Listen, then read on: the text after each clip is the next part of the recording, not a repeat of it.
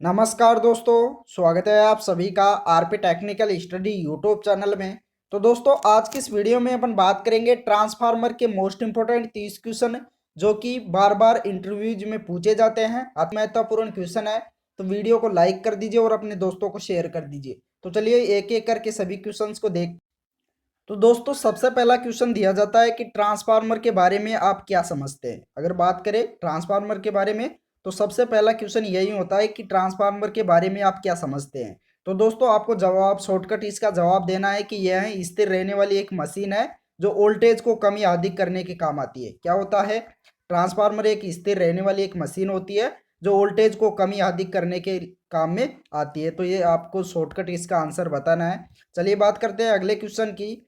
तो अगला क्वेश्चन दिया गया है कि ट्रांसफार्मर किस नियम पर कार्य करता है। ट्रांसफार्मर होता है वह किस नियम पर कार्य करता है। तो दोस्तों, यह म्यूचुअल इंडक्शन के प्रभाव पर काम करता है, या इसको आप अनन्य प्रेरण भी कह सकते हैं। म्यूचुअल इंडक्शन को क्या कह सकते हैं? अनन्य प्रेरण भी कह सकते हैं, वह पारस्परिक प्रेरण भी कह सकते हैं। तो ट्रांसफार्मर किस नियम पर कार्य करता है? म्यूचुअल इंडक्शन या पारस्परिक प्रेरण भी कह सकते हैं, या अनन्य प्रेरण भी कह सकते हैं। चलिए अगले क्वेश्चन की ओर बढ़ते हैं। अगला क्वेश्चन दिया गया है, ट्रांसफार्मर में मुख्य भाग कौन से हैं। ट्रांसफार्मर होता है उसमें मुख्य भाग कौन कौन से हैं। तो दोस्तों, ट्रांसफार्मर में मुख्य भाग होते हैं प्राइमरी वाइंडिंग, सेकेंडरी वाइंडिंग व कोर। ये क्या होते हैं? ये तीनों मुख्य भाग होते हैं। तो ये ट्रांसफार्मर के तीनों मुख्य भाग होते हैं, प्राइमरी वाइंडिंग, सेकेंडरी वाइंडिंग व कोर। अगला क्वेश्चन अगला क्वेश्चन दिया गया है, उस वाइंडिंग का नाम बताइए जिसमें सप्लाई दी जाती है। उस वाइंडिंग को क्या कहा जाता है? जिसमें सप्लाई दी जाती है। तो दोस्तों, जिसमें अपन सप्लाई देते हैं उसको क्या कहते हैं? Primary winding. उसे क्या कहा जाता है?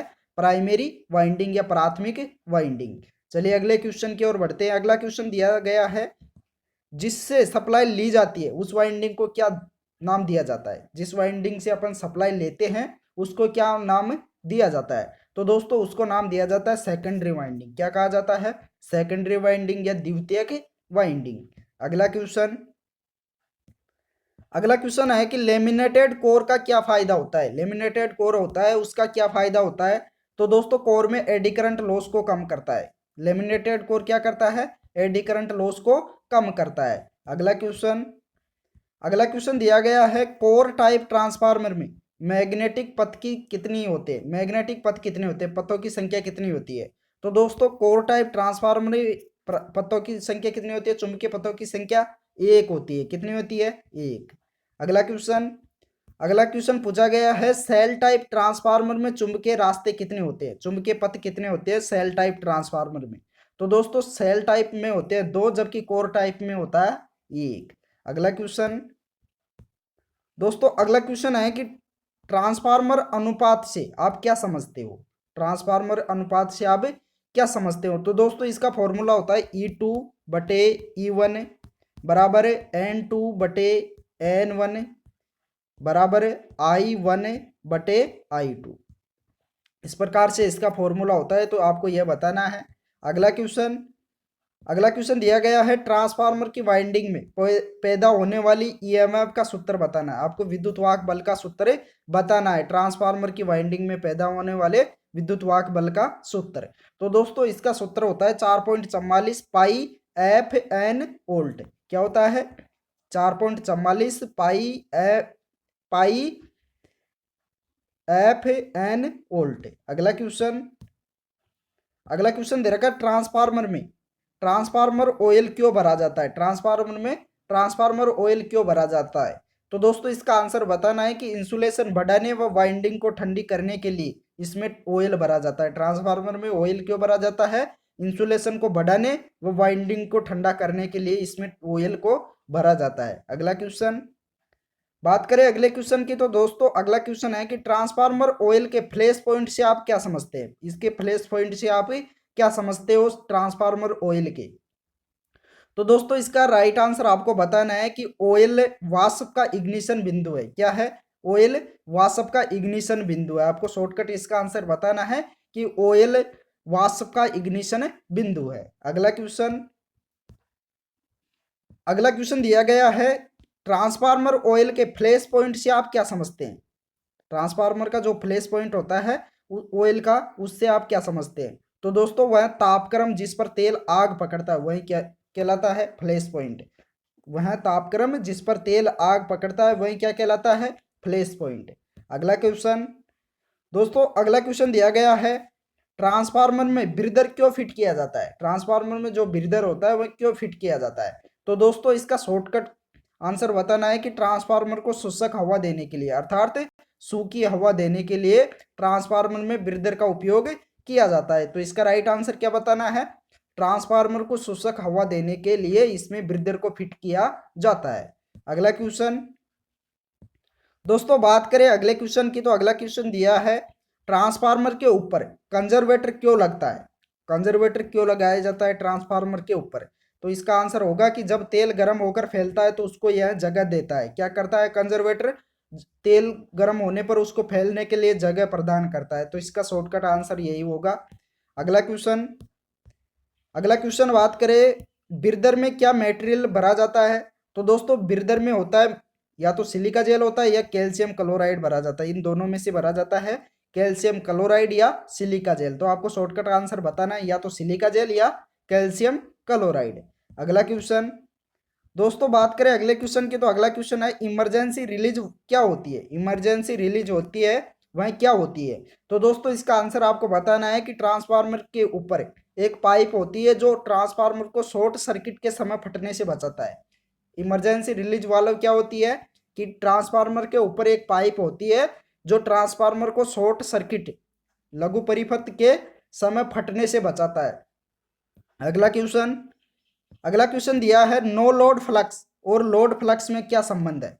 नो लोड फ्लक्स और लोड फ्लक्स में क्या संबंध है? तो दोस्तों इसका आंसर आपको बताना है कि जो फ्लक्स बिना लोड पर होता है वही लोड पर होता है। क्या होता है? जो फ्लक्स बिना लोड पर होता है वही फ्लक्स लोड पर भी होता है। तो ट्रांसफार्मर में क्या होता है? नो लोड फ्लक्स व लोड फ्लक्स दोनों ही क्या होता है? समान होता है। अगला क्वेश्चन बात करें अगले क्वेश्चन की, तो ट्रांसफार्मर में नो लोड करंट के क्या कार्य हैं? ट्रांसफार्मर में नो लोड करंट के क्या फायदे हैं, सॉरी कार्य हैं? तो दोस्तों इसका आंसर होगा कि फ्लक्स पैदा करती तथा आयरन व कॉपर लॉस पूरे करती है। ये क्या करता है? नो लोड करंट ये फ्लक्स पैदा करता है और आयरन व कॉपर लॉस दोनों को क्या करता है? पूरा करता है। अगला क्वेश्चन बात करें अगले क्वेश्चन की, तो अगला क्वेश्चन दिया गया है, जब सेकेंडरी साइड पर लोड बढ़ाया जाता है तो प्राइमरी पर क्या असर होता है? जब सेकेंडरी साइड में लोड को बढ़ाया जाता है तो प्राइमरी पर क्या असर होगा? तो दोस्तों इसका राइट आंसर हो जाएगा कि प्राइमरी में करंट बढ़ जाता है। क्या हो जाता है? करंट बढ़ जाता है, धारा बढ़ जाती है प्राइमरी वाइंडिंग में। अगला क्वेश्चन बात करें अगले क्वेश्चन की, तो अगला क्वेश्चन दिया है, आयरन लॉस मालूम करने के लिए कौन सा टेस्ट किया जाता है? तो दोस्तों आयरन लॉस मालूम करने के लिए ओपन सर्किट टेस्ट किया जाता है। कौन सा टेस्ट किया जाता है? Open circuit. तो इसका करेक्ट आंसर होगा ओपन सर्किट। अगला क्वेश्चन बात करें अगले क्वेश्चन की, तो अगला क्वेश्चन है, कॉपर लॉस मालूम करने के लिए कौन सा टेस्ट किया जाता है? तो कॉपर लॉस के लिए शॉर्ट सर्किट टेस्ट का उपयोग किया जाता है। किसका उपयोग किया जाता है? शॉर्ट सर्किट टेस्ट का। अगला क्वेश्चन है, ओपन सर्किट टेस्ट में कॉपर लॉस क्यों छोड़ देते हैं? तो दोस्तों इसका राइट आंसर बताना है कि नो लोड करंट के कम होने के कारण copper loss open circuit test में कॉपर लॉस क्यों छोड़ देते हैं? तो नो लोड करंट के कम होने के कारण। अगला क्वेश्चन है कि शॉर्ट सर्किट टेस्ट में आयरन लॉस क्यों छोड़ देते हैं?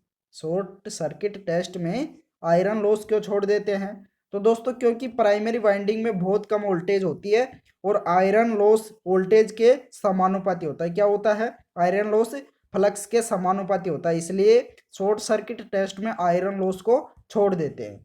अगला क्वेश्चन दोस्तों बात करें अगले क्वेश्चन की, तो अगला क्वेश्चन दिया है, ऑटो ट्रांसफार्मर लो वोल्टेज पर भी क्यों प्रयोग किए जाते हैं? ऑटो ट्रांसफार्मर होते हैं वो लो वोल्टेज पर ही क्यों प्रयोग में लिए जाते हैं?